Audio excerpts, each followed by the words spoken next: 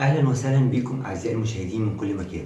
وسط روايح العجين وأصوات الصاجات في البيوت المصرية والمخابز، ومع إعلانات الكحك الجاهز في محلات الحلويات والقنوات الفضائية، بيجي سؤال عن فرحة المصريين والشعوب العربية بعيد الفطر والمرتبط بالكحك، وإحنا بقى دورنا عن أصل الحكاية عشان نيجي ونحكي لكم عليها.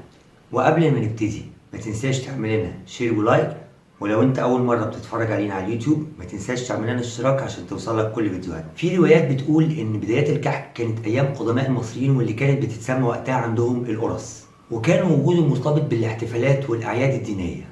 وفي رسومات على جدران المعابد في طيبه ومنف واللي بتتكلم عن صناعه الكحك، وخصوصا مقابر رقم يراع من الأسرة ال18 واللي بتوصف صناعة الكحك بالتفصيل. فضلت صناعة الكحك مستمرة بأشكال مختلفة خصوصا عبر العصرين اليوناني والروماني، لكن نقدر نقول إن صناعة الكحك الحقيقية وارتباطها بعيد الفطر بدأ مع عصر الدولة الطولونية في مصر، واللي استمرت فترة حكمها من سنة 868 لسنة 904 ميلادية. وفي عهد الدولة الإخشيدية كان أبو بكر المضراني وزير الدولة في الوقت ده بيوزع كحك العيد وهو محشي بالدنانير الذهبية، وهو بيوزعها بيقول اللي قدامه افطن له. مع دخول عصر الخلافة الفاطمية في مصر، واللي كانت فترة حكمها من سنة 909 لسنة 1171، انتعشت وازدهرت صناعة الكحك في مصر، خصوصا ان الفاطميين كانوا مهتمين جدا بالمظاهر الاحتفالية وخصوصا في المناسبات الدينية.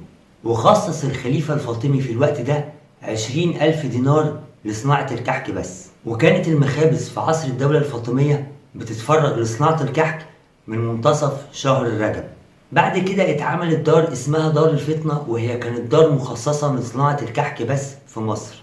وكان الخليفة الفاطمي في الوقت ده بينزل يوزع الكحك بنفسه على أبواب القصر، وكان حجم الكحك قد حجم رغيف العيش. وكان الكحك بيتعمل في قوالب مخصوص منقوش عليها بعض الكلمات زي كل واشكر أو كل هنيئا أو كل واشكر مولاك. والقوالب دي موجودة دلوقتي في متحف الفن الإسلامي، تقدروا تروحوا تتفرجوا عليها زي ما انتوا عايزين. وفي عصر دولة المماليك اللي كانت فترة حكمهم في مصر من سنة 1250 لسنة 1517 ميلاديا، استمر اهتمام الأمراء المماليك بصناعة الكحك، وكان بيتم توزيعه على الفقراء والشعب المصري في مدرسة تتر الحجازية بحي الجمالية. ولقت صناعة الكحك في مصر في وقت المماليك انتشار كبير جدا، وده خلاهم مع الانتشار ده يعملوا سوق مخصوص اسمه سوق الحلويين في باب زويلة، وكان بيتعرض فيه أجود أنواع الكحك في الأيام العشرة الأخيرة من رمضان، وكانوا بيتفننوا في صناعته بنقوش مختلفة. استمرت صناعة الكحك وانتشرت بين الأسر المصرية اللي كانوا في الوقت ده يبتدوا يعملوا الكحك في البيوت، وكان ده بيتعمل في جو من السعادة، وكان بيشارك فيه جميع أفراد الأسرة المصرية من صغيرهم لكبيرهم، وكان بيتم فيه نقش الكحك بنقوش مختلفة عن طريق المناقيش اليدوية. وفي العصر الحديث أهل الشام اللي هاجروا لمصر في القرنين ال19 وال20 واللي استقروا فيها كان ليهم دور كبير جدا في تطوير صناعة الحلويات في مصر، واللي كان منها الكحك. وظهرت تقنيات جديدة ومتطورة وخصوصا مع دخول المكن في صناعة الحلويات، ومنها الكحك بدل من المناقيش اليدوية اللي كانت بتستخدم في الوقت ده. كل سنة وانتم طيبين. سلام.